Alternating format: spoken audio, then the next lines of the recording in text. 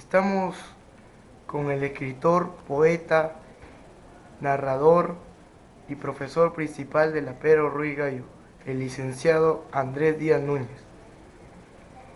Dígame, don Andrés, ¿qué siente un autor al recibir un reconocimiento cultural en vida?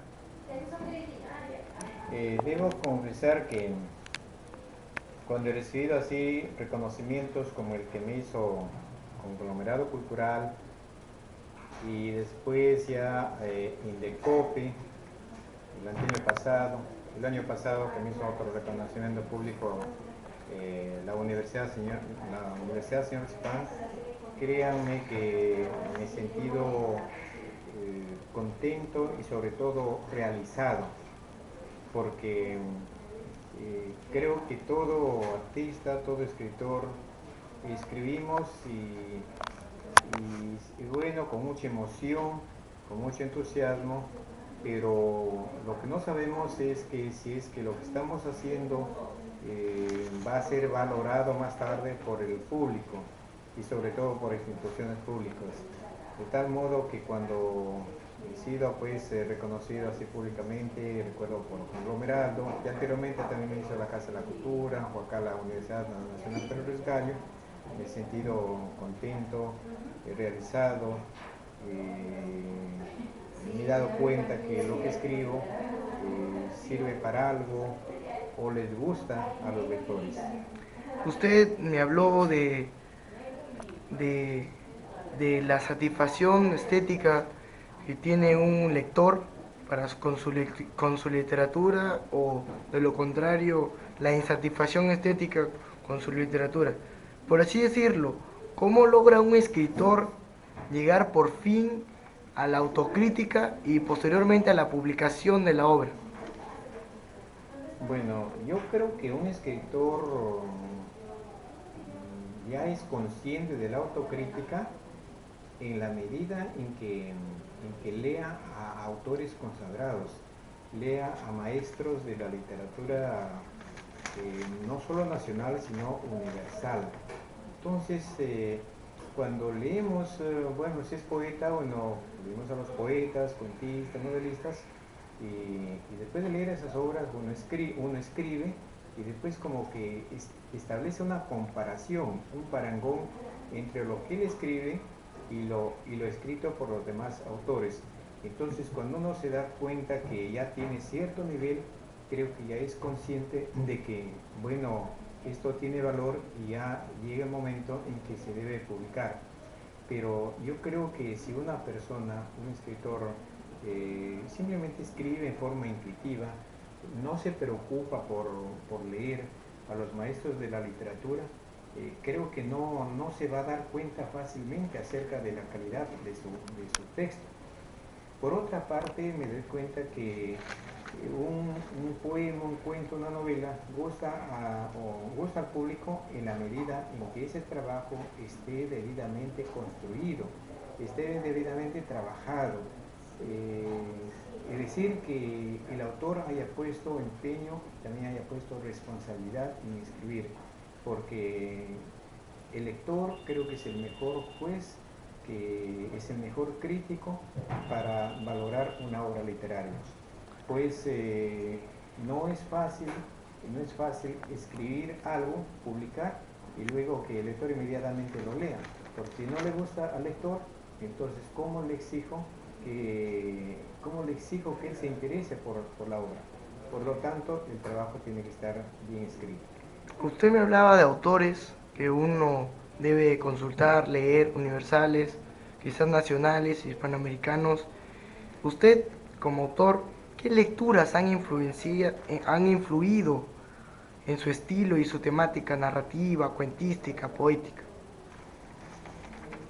Bueno, han influido varios escritores, porque cuando se habla ya de influencia, es difícil precisar que influyó uno o dos autores, influyen varios. Claro, de esos varios hay algunos, por ejemplo, los que han influido en cuanto a la temática, ¿no? Al ambiente, de hecho, que es Ciro Alegría Bazán. Yo de muchacho, bueno, he leído las obras de Ciro Alegría y Arguedas, pero de preferencia me gustan, debo confesar, de Alegría. Entonces, ese tema, y bueno, posiblemente también me coincida con la temática de Ciro Alegría porque yo soy de la sierra. Entonces, cuando yo escribo, por ejemplo, el caso de Pared de Viento, de una u otra manera, afloran del subconsciente el paisaje andino, los recuerdos. Aunque, por ejemplo, cuando escribo ya Ratos Sangrantes es diferente. Ratos Sangrantes es una novela que está ambientada ya en la costa, entonces no puedo decir que toda la influencia sea de Arguedas, sino será ya de otros autores, sobre todo, por ejemplo, en las técnicas narrativas. Entonces, a leer, por ejemplo, ya bueno, a Gabriel García Márquez, o anteriormente cuando había leído, por ejemplo, Sherlock Holmes, Anton Chekhov, Maupassant, entonces y de ellos más o menos he tomado algunas formas, algunos aspectos de cómo escriben, y de Edgar Allan Poe ni se diga, ¿no?